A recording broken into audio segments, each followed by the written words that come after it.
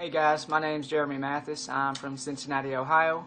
I've been down in Campbellsville here for about 4 years now. If you notice, I have a little bit of an accent now, so I've been told from a lot of my friends and family up there in Cincinnati. I have my beautiful wife to thank for that. I married a little Southern belle named Whitney, and she's given me this beautiful Kentucky accent that you now hear coming out of my mouth.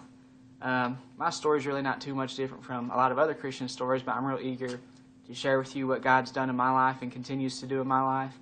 I went forward when I was probably about 4 years old to get saved. I'm 4 or 5, and honestly I don't remember the age. But I grew up in a good Christian home. When I hit junior high, though, my dad, he left for a little while. He left my mom. And we started going to a different church, and I kind of started to rebel after that a little bit. I cussed a lot. I started drinking with my friends.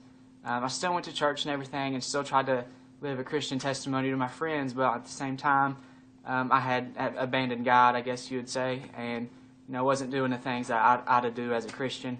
But when I started going to this different church, there was an opportunity to go on a mission trip that I really felt that God had wanted me to go on. I didn't really know why. It was a bigger church. About 80 kids were going on this mission trip, and at the time we couldn't really afford it. And it was about $250, $300, and all the spots had already filled up, so I wasn't really going to be able to go. Well, they told us if somebody dropped out, we could put a small deposit down, and if a spot opened up, then we could go. And that's what we did, and that's what happened.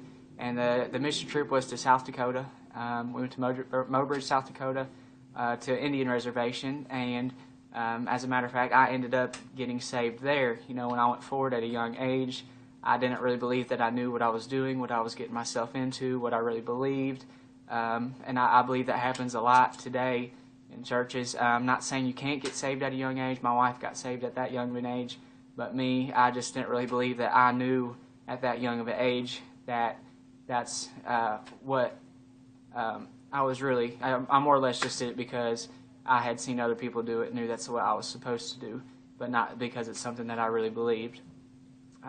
Since then, I've had struggles here and there. I built my testimony back up after I got saved. It took me a while, but God allowed me to do it. I built my witness back up to some of my friends throughout high school. When it came time for college decision making, I didn't really know what I was going to do.